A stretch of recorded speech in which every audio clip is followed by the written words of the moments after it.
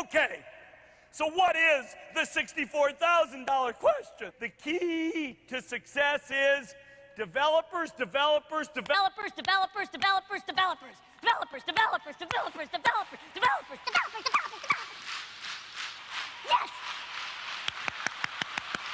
When we think about the richest people in the world, more often than not, the same names crop up, like Elon Musk, Bernard Arnault, Jeff Bezos, and particularly Bill Gates, once the richest man in the world. However, there's one man who has risen through the ranks at such a speed that he's almost unknown when mentioned in the same realm.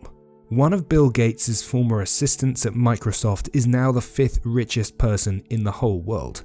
Steve Ballmer, who joined Microsoft in 1980 as the 24th employee, has seen his wealth reach $117 billion, just $5 billion short of Bill Gates, and if the Microsoft share price inches higher, he'll have overtaken him. Steve Ballmer met Bill Gates at Harvard University before joining Microsoft in a business manager role as assistant to the president. What were the jobs you had as you worked your way up?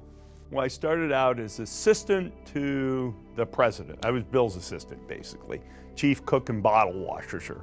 But they needed to professionalize as they grew, which Ballmer took charge of, becoming head of HR and leading the hiring. So I set up the accounting, which there was some, but we needed to professionalize. I was the HR department, I hired everybody. Ballmer was key to helping Bill Gates delegate to build great teams. Shortly after joining in 1980, Ballmer played a pivotal role in negotiating a huge deal with IBM to get the company to run Microsoft software on their computers. When IBM came the first time about their personal computer, I became the kind of salesman on IBM.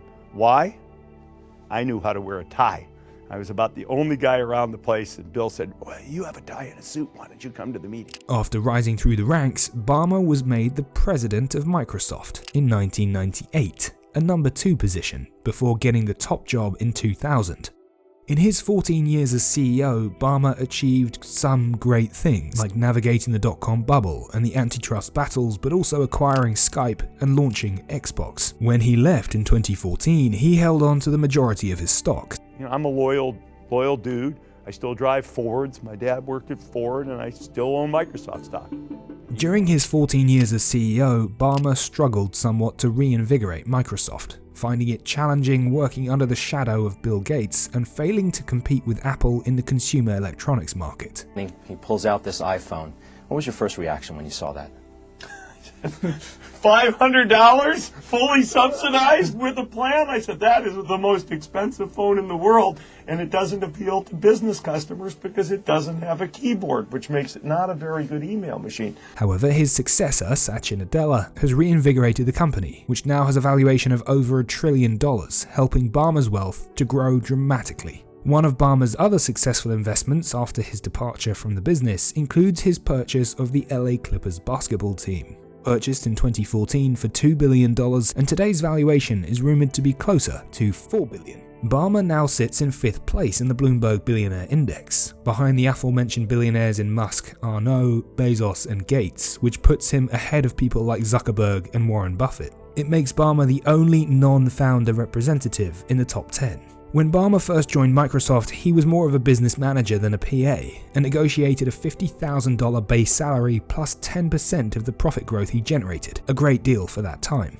Bill actually offered me a decent starting salary. It was either 40 or 50 grand, I can't remember, which looked good in that day and age. When that grew to be too excessive, he happily swapped his deal for a significant equity stake. Ballmer was known as Gates' trusted advisor, hence the reason why he became CEO of Microsoft in 2000. When he retired in 2014, he left with 333 million shares in the business, which works out to be almost a 4% stake. The Bloomberg Billionaire Index assumes that he's retained most of those shares, which suggests he's also collected some incredible dividends over the years. Ballmer has risen up the rankings so fast, partly thanks to the boom in artificial intelligence, which has significantly boosted Microsoft's stock, particularly thanks to their partnership with OpenAI. Microsoft's share price is up almost 38% in just 10 months. If Ballmer does overtake Gates, and we suspect that he will because Gates has sold off the majority of his Microsoft shares and has donated a large proportion of his earnings to philanthropic causes, it will be a very rare case where an employee has become richer than the founder. Yes! So if you're working an office job at a large corporation, keep going. You too might become a billionaire.